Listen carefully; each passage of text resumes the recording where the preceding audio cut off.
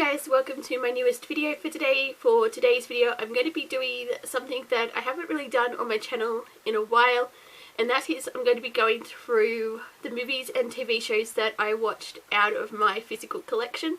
So obviously I watch movies and that at the cinema, on streaming, but I thought, you know, for the sake of time and everything, that I would actually start focusing more purely on what I watch out of my collection. So I'm going to be calling this series Watching the Collection and sort of going through what I managed to get watched in a month.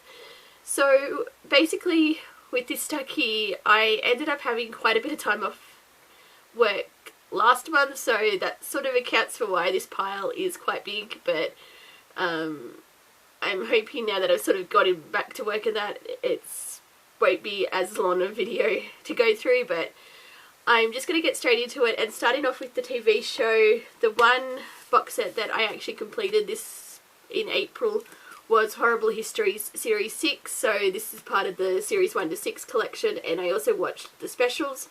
So yeah, I love Horrible Histories, as I've mentioned before on this channel, and yeah, it was just a lot of fun revisiting Series 6, which it's not my favourite because it's sort of, this is sort of where it started to change up the format. Like, they focused more on historical figures, like they would do an entire episode based on one historical figure. But I still enjoyed it. There's still a lot of great skits and songs and, yeah, what makes Horrible Histories great. So I finished rewatching this, so I've basically got Series 7 and then Series 8 will be a first time viewing. So I finished Horrible Histories Series 6 and the specials. And now we move into the stack of movies. So first up I have Jesus Christ Superstar. I rewatch this every Good Friday. It's basically my tradition at this point to put this on, because I know some people watch the Ten Commandments. I watch Jesus Christ Superstar, so yeah, I love it. It's one of my favourite musicals, so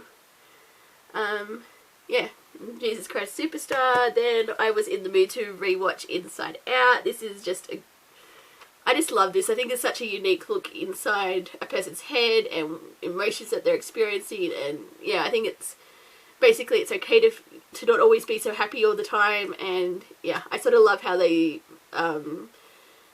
sort of look into a person's mind and what they're experiencing at any particular moment. And yeah, it's one of my favourite Pixar movies, so Inside Out.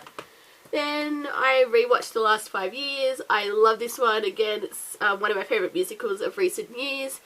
I sort of love the whole, it's basically in reverse. Like, it starts off like from the girl's perspective, it sort of starts at the end of the relationship, and then with the guy it's the beginning, and then it sort of intersects and entwines with the back and forth. And yeah, I just love this. I love the songs, and yeah, so I rewatched The Last 5 Years. Then I jumped back into a bit of my I tried to get some X-Men movies rewatched, because I attempted to start it last year. I only watched the first one, so I sort of jumped on with X-Men 2, which is one of my favourites of the franchise. Yeah, I've always loved this one, and it was just great to sort of revisit it. So I think it's been a few years since I've actually rewatched the X-Men movies, so I rewatched X-Men 2. And then, sort of a blast from the past, I watched a movie that I've had in my collection since like 2012. I finally sat down and watched The Next 3 Days. It was a decent enough thriller. Like, it was entertaining enoug't to try to see him break his wife out of jail, and yeah, I did like how they sort of showed him going about this, and like they were like an ordinary family, and then he sort of goes the desperate lengths he goes to break his wife out of jail. So yeah, I watched The Next 3 Days. Then I got to X-Men The Last Stand. It's not the greatest one, which I think's a pretty common opinion these days, but I actually don't think it's like that bad. It's just like, I do like watching it when I put it on, but yeah, compared to other X-Men movies, it's not the greatest, but I do enjoy it for what it is, so, but, yeah. It's X-Men The Last Stand. Then I watched Batman Soul of the Dragon, so this was actually a new pickup last month, and I actually watched it in April, which usually doesn't happen. It's normally stays on my shelf for like years before I finally sit down and watch a new movie, but I'm trying to actually watch as many of the Batman movies as I can, because I've sort of been on a bit of a Batman kick lately, with between the comics and the film, like animated movies, TV shows, everything. So I watched this one. I did like this. I thought it was a quite an interesting take, because this is like set in the 70s. It's focused on like what if Batman got trained by a sensei, and there's this like at the school he goes to, he's sort of working with these other students, and there's this mystical gateway, and yeah, it's I had a lot of fun with it. So that was Batman Soul of the Dragon. Then I decided, with Fast and Furious 9 coming out next month, because I'm filming this in May, so I decided to kickstart a rewatch of the Fast and the Furious franchise, which I feel like it's been forever since I've watched the early films. So I rewatched the Fast and the Furious. It's so interesting going back to watching these movies, like, because, like, where the films are at now, like, they're so far removed from when they started off as simple heist act, like, you know, car racing and heist, yeah, like, pulling off crazy heists and stuff, and, like, that was the basic of this movie, and, yeah, just sort of, yeah, just sort of watching it back when it sort of started, I thought it was quite interesting, but, yeah, I really did enjoy sort of revisiting the early films, so, but yes, that's the Fast and the Furious. Then I randomly felt like rewatching Pacific Rim. I'll always love this movie. I haven't checked out the animated TV show that got released early this year, so I think I'm going to try and rewatch Pacific Rim Uprising and then watch the TV show, see what that's like, but, yeah, I love this. Is like, I sort of love the whole fighting monsters aspect of this, and when I rewatched this, I was like, oh, hey, that's Wrestler from The Blacklist, who was very briefly in the beginning of the film, but I forgot he was in it. It's sort of been that long since I've watched this, but, yeah, sort of seeing him appear, that was sort of cool, and, yeah, I keep forgetting that, oh, what's the actor's name? Gorman, I think, who played Owen Harper on Torchwood. I keep forgetting he's in this, because I always say, why does he look so familiar? And then it's like, oh, that's why. It's yeah, it's from Torchwood. So, but yes, I always do love revisiting this one, and it as I said, it'd been a few years, so this was like a fun time rewatching. So that one. Then I rewatched Tenet, which was my first time revisiting it since the cinema. I don't think it held up quite as well on a second viewing, but I still enjoyed it. It's great visual effects, which I am glad it actually did win the visual effects category at the Oscars, because, yeah, watching it in 4K especially was, like, yeah, one of the best, like, transfers I've seen, so that was sort of still cool to see it on the 4K TV, but, yeah, I still like this one. It's just, yeah, not one of my favourite Christopher Nolan movies, so that's Tenet. Then I watched Justice League Dark, continuing on watching basically anything with Batman and the Bat family. So this one, he sort of teams up with like some of the magic users of the DC universe. So you have John Constantine, you have Satana, and yeah, people like that, and then it's like they're all working together, which is sort of interesting, because obviously Batman's sort of, he's a bit of a skeptic when it comes to like the magical element, and it's like if it's something that can't be solved as like a normal detective problem, he's like, well, it's not gonna like everything can be explained away, and it's like you just have to solve it. And yeah, so it's sort of interesting sort of seeing him a bit out of his element here. So but yeah, I haven't actually read the comics, like the Justice League Dark comics, so so I know that I think this was what this was based on, but I did enjoy this one. So that was Justice League Dark. Then I rewatched The Mikado from 1939. It was, yeah, I always enjoy this one. It's, like, I love The Mikado, I love Gilbert and Sullivan, so I always like going back to sort of the, film adaptation, so, yeah. It's sort of a bit interesting because they sort of, like how they sort of set up the story and everything, but I do quite like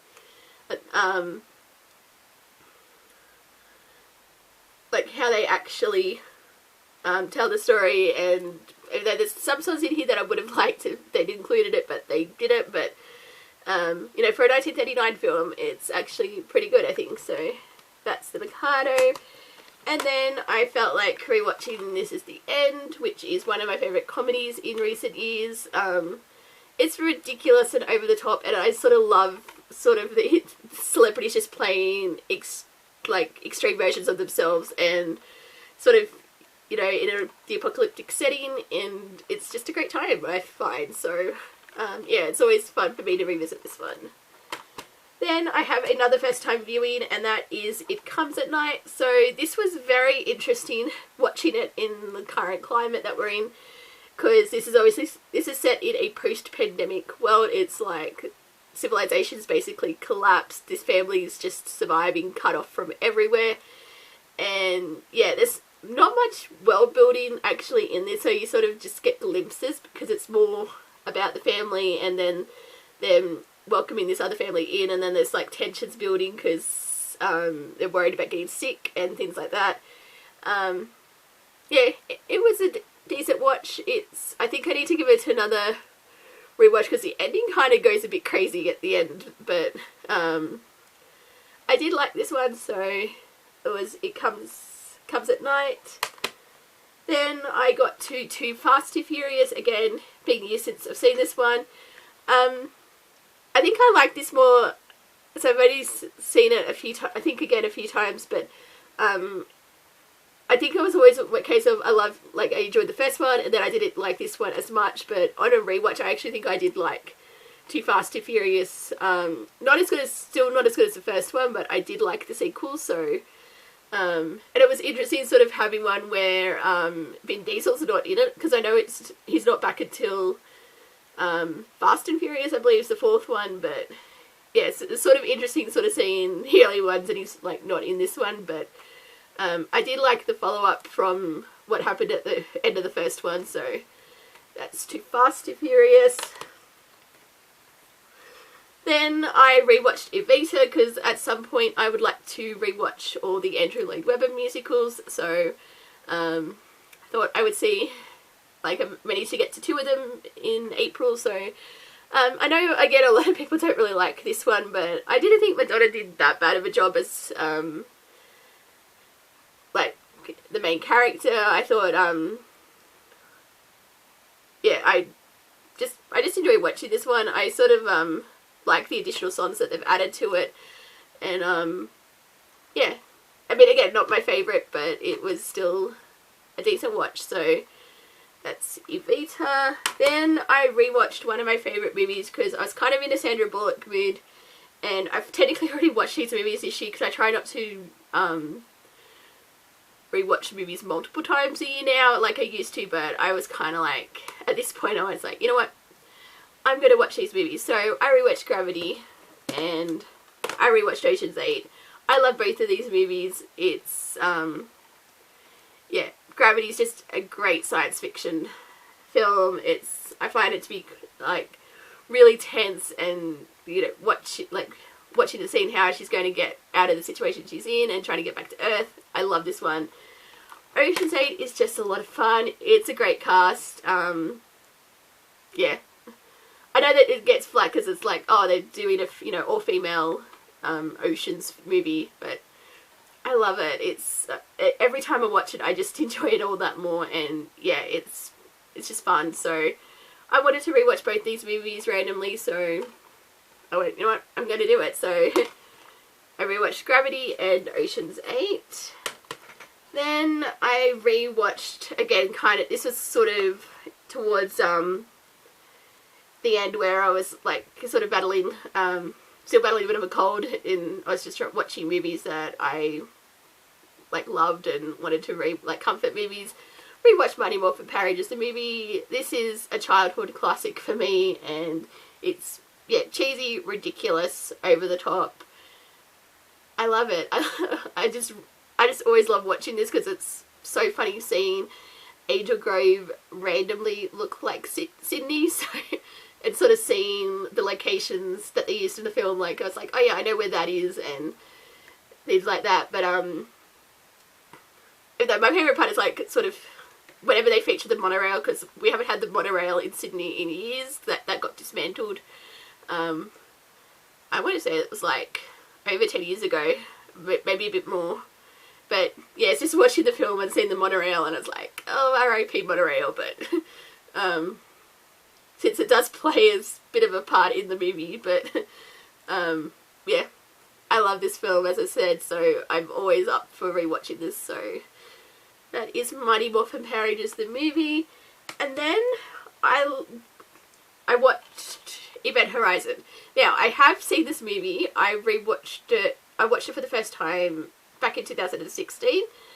I think I'd blocked some of what happens in this film because watching it was like, I think I'd remember some of these scenes, and as I was watching that, I was like, I don't remember any of this happening, and it's like really disturbing and messed up, and I was like, how could I have forgotten what happens in this? And so I think watching it the first time must have been that traumatic that I blocked it from my memory, because I put it on and I was like, oh yeah, I'm going to watch this, and it was like late at night, and I thought, oh yeah, it's not that bad, because I'd been hearing people talking about this because they released a new version, like a collector's edition of this, so that kind of was what inspired me to rewatch it. And I was like, okay, rewatching this at this time of night might have been a really bad idea.